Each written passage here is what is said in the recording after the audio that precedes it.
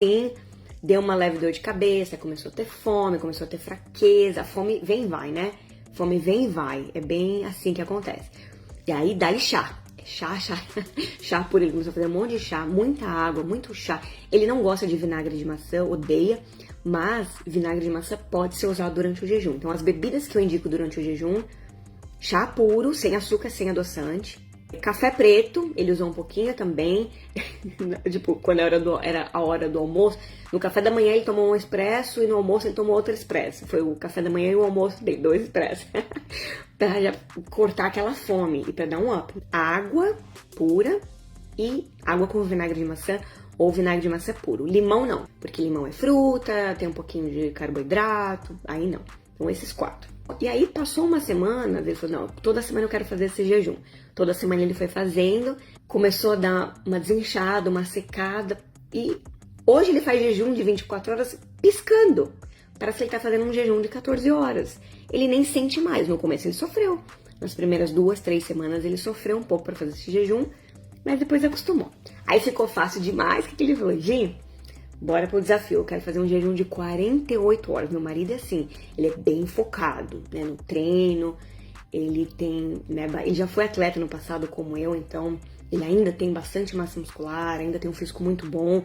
Ele tava fazendo um período de ganhar massa muscular, ganhou bastante massa muscular, ganhou um pouco de gordura também, que é normal, e agora pouco a pouco ele quer dar uma secada. E aí o bicho não quis ir de 24 para 36, né? Ele quis já ir para 48 horas de jejum. Eu falei, tá bom, vamos, né? Se você tá se sentindo confiante. Ou seja, ele tava se sentindo tão confiante porque ele foi passo a passo no jejum e fez tudo certinho, tem alimentação certinho. Qual foi o primeiro passo que ele teve que entender antes de começar o jejum 48 horas? E ele ficava falando, acho que ele tava pondo na mente e ficava me falando isso toda hora. Vai ser um exercício mental. É tudo aqui, ó. Meu marido sabia que seria, ó, controle da mente. Então ele ficava, Gi, vai ser um desafio mental, vai ser um exercício mental, vai ser foco. Então toda hora que a fome vier, que a fraqueza vier, vai ser uma briga. É o diabinho e o anjinho. É uma briga você com você mesmo. Então o diabinho tá lá. Ai, mas para com isso. Pra que fazer isso? Você tá cansado. Você tá com fome. E o anjinho não. Eu sei, mas eu me propus a fazer isso. Eu não quero parar, não quero sair. Eu vou ficar, eu consigo. Logo já vai passar, são só algumas horas, é só hoje, é só hoje. Então assim, aquela briga interna, né, do diabinho e do anjinho. E o meu marido falou que chegou momentos, porque depois que terminou o jejum, eu fui perguntar pra ele, e aí, qual foi a conclusão? O que você sentiu?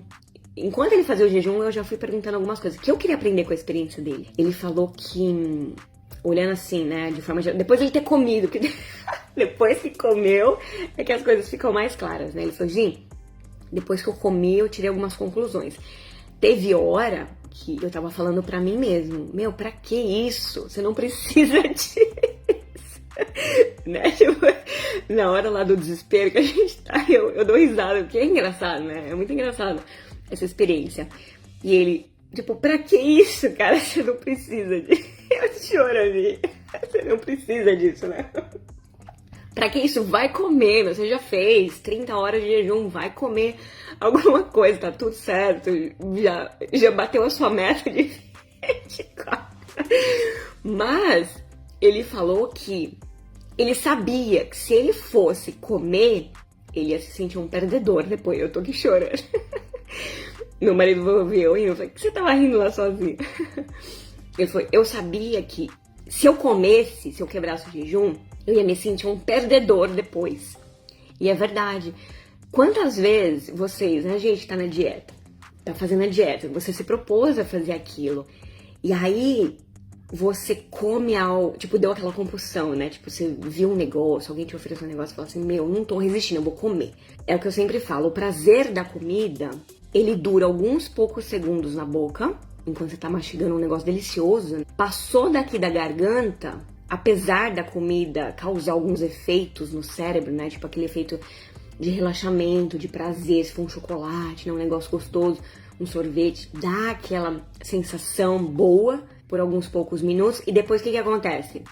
Arrependimento. Putz, eu não devia ter comido. Ai, não acredito que eu furei a dieta, eu tava indo tão bem, né? Aí você começa a ficar frustrado com você mesmo. Não é isso que acontece? Quando a gente fura a dieta, bate aquela sensação de fracasso. Meu, eu fracassei, eu sou um perdedor. Nossa, não consigo nem seguir isso aqui, sabe? Então, aquilo baixa a nossa autoestima. Então, foi legal que meu marido reconheceu isso. Na hora, ele tava desesperado pra comer um negócio. O corpo já ligou a sirene. O cortisol até aumenta um pouco durante o jejum, infelizmente.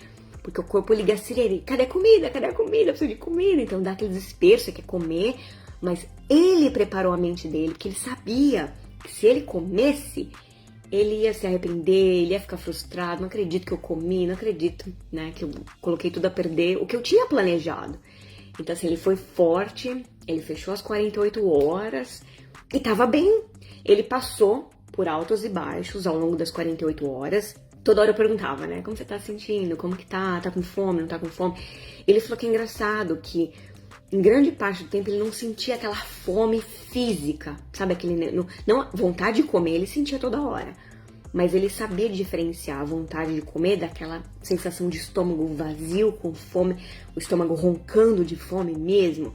Ele falou que em momentos teve isso, mas ele falou que foi engraçado, que não foi nem muito disso, mas foi bom, porque ele pegou um final de semana. Esse jejum de 48 ele começou na sexta.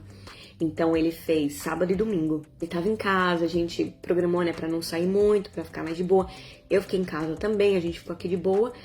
E ele teve esses altos e baixos, mas foi bom que ele tava em casa, toda hora ele ia tirar uma soneca, ou ficava no sofá, né, assistindo um negócio, até mesmo com a minha filha, com a Stephanie. A Stephanie queria brincar, ele brincava um pouquinho, mas às vezes não queria ficar brincando muito, pra poupar um pouco de energia, pra ele não ficar exausto e não dar uma dor de cabeça. Então foram essas coisas que ele tentou prevenir. Aí teve uma hora que ele falou que tava sentindo um pouquinho de dor de cabeça. Eu aconselhei ele, inclusive aconselho vocês, mas ele não fez, é teimoso, né? Homem, às vezes, o bicho teimoso.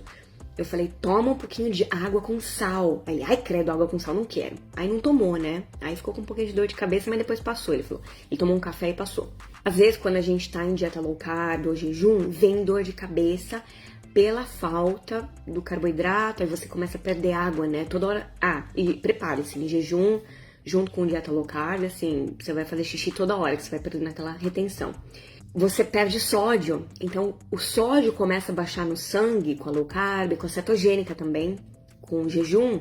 Então é legal você repor com um pouco de água e sal. Muita gente toma e já dá uma cortada na dor de cabeça, é legal. Mas se não cortar, aí toma um remedinho pra dor de cabeça, né? Ou passa um óleozinho tem um óleo essencial de hortelã-pimenta, que é bem legal pra passar assim, aqui nas têmporas, na testa. Já dá uma aliviadinha na dor de cabeça. Aí às vezes vai deitar um pouquinho, não fica, né, no celular, na TV, vai deitar um pouquinho, que às vezes a dor de cabeça dá uma melhorada, porque isso é normal acontecer durante o jejum. Por mais que você faça jejum mais curtos, às vezes pode acontecer, certo? Então, essa foi a experiência do meu marido, que eu achei legal contar. Pra resumir, que jejum é coisa da mente, então todo mundo consegue. A não ser que você tenha uma doença, como diabetes, por exemplo, que daí eu não aconselho fazer jejum sem acompanhamento. O diabético, ele pode e ele consegue também fazer jejum. Mas aí eu indico ter um nutricionista, né, que você possa estar ali sempre conversando e tudo mais. Vai ter que monitorar a glicemia, mesma coisa com pressão. Quem sofre de pressão baixa, principalmente, às vezes tem que dar uma monitorada e tal. Mas todo mundo consegue, porque é natural do ser humano. Fazer jejum é tão natural quanto dormir, quanto tomar banho, escovar dente. Todo mundo sabe, consegue, é assim, natural. É questão de você começar e adquirir o hábito, como tudo nessa vida.